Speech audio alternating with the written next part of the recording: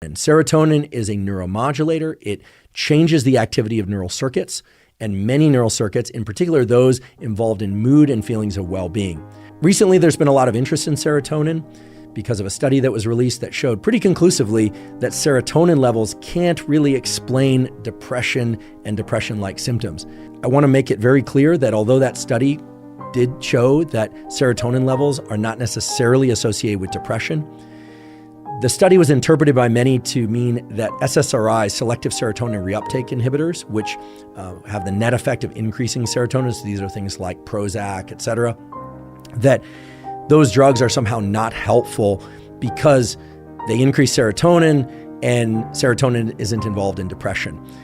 That logic doesn't really hold together, so I'm going to use this as an opportunity to just clarify what really occurred there, and then we'll talk about how serotonin relates to alcohol consumption in things like feeling good and in depression. The key thing is this: SSRIs can help alleviate depression. That's right, SSRIs can help alleviate depression. They are often, not always, associated with side effects. Dosage is very important, etc. But they probably support relief from depression by changing neural circuits, not necessarily by increasing serotonin itself. That is, increasing serotonin with these drugs likely change the neural circuits involved in mood, allowing people to feel better through so-called neuroplasticity, which is the brain's ability to change itself in response to experience. So there's a bit of confusion, and again, I'm using this episode on alcohol to highlight some of the confusion because I think it's timely, because the study just came out and there's a lot of chatter about this out there, that when people are depressed, it's not necessarily because serotonin levels are low. However, if serotonin levels are increased with things like Prozac, Zoloft, and other SSRIs, oftentimes there is, yes, a relief from depression, but that's probably not because of restoring serotonin levels per se. It's probably because serotonin facilitates the changes in neural circuits that need to occur in order for people to feel elevated mood. Okay? So again, that's a bit of a tangent and aside, but I do think it's a vital one for people to know about. Again, if you're thinking about taking SSRIs, you're currently taking them and you've heard this news, definitely talk to your doctor. Again, there is great utility for some of these SSRIs, and also in conditions like OCD, they've been shown to be very beneficial. So we really don't want to throw SSRIs out as a potentially valuable treatment. Getting back to the effects of alcohol on serotonin, it's very clear, beyond any doubt, that many of the circuits in the brain that are involved in mood and feelings of well-being, and also sort of self-image and how we see ourselves, employ the neuromodulator serotonin.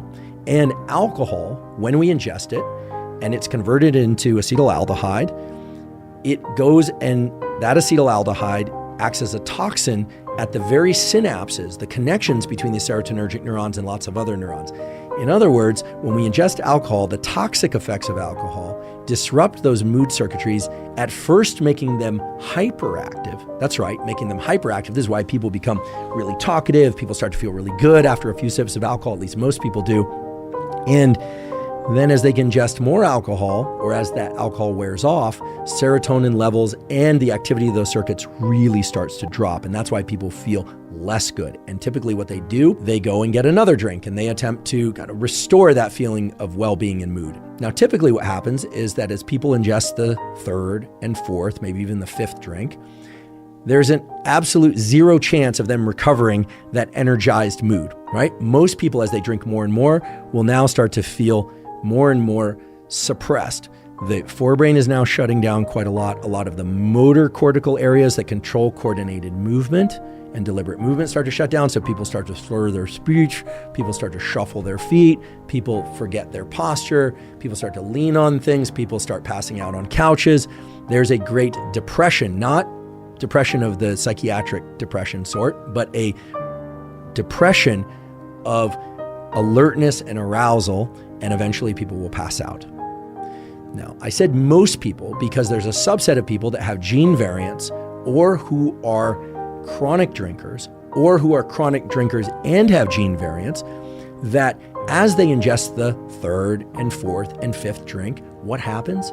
They become more alert. They start talking more. They feel great. They have all sorts of ideas about the fun they could have that night. And they're the ones that if you've ever fallen asleep at a party for whatever reason, or you're getting tired and you're yawning, you're looking around the room and like these people are still drinking and partying and they're having what seems to be this amazing time. Often, not always, those are the future alcoholics in the room, or those are the people that have a genetic predisposition for alcoholism, or those are the chronic drinkers, the people who have built up enough of a tolerance or who have the chemical genetic makeup such that increasing amounts of alcohol make them feel better and better and better. And of course, they too have a threshold beyond which their nervous system will start to get diminished and they'll pass out, and fall over, etc. But that threshold is way, way higher than it is for most people. Now, this is important to understand, and it's important to understand because I think everyone should know and recognize their own predisposition and kind of risk in terms of developing alcoholism. It's also important to understand because it relates to the phenomenon of blackout. Many people think that blacking out is passing out, but blackout drunk is when people drink and they're talking and doing things. Sometimes sadly, or tragically, they'll often drive home or walk home, or they'll hop on a bicycle and ride home, or they'll go swimming in the ocean. All, of course, very dangerous activities to do when people are really drunk, or even a little bit drunk in some cases. So these people will do these sorts of things, and they do them because they have the energy to do them, and they feel good while doing them, but they are doing them while the activity of neurons in the hippocampus, which is involved in memory formation, are completely shut off. And this is why the next day you tell them, hey, maybe we should talk about what happened last night. Like, well, what happened last night? I said, well, do you remember going to the party? Yeah, no, it was great. We did this, and then what? And it's very clear all of a sudden that they have no recollection of all the things they were doing despite being awake. Now, I wish I could tell you that there's some sort of blood test or other biomarker, even a fingerprint test, that would allow you to determine whether or not you have a propensity to be one of these drinkers that has a predisposition for alcoholism. And if you've ever been blackout drunk, and certainly if you've been blackout drunk more than a few times, you should be quite concerned.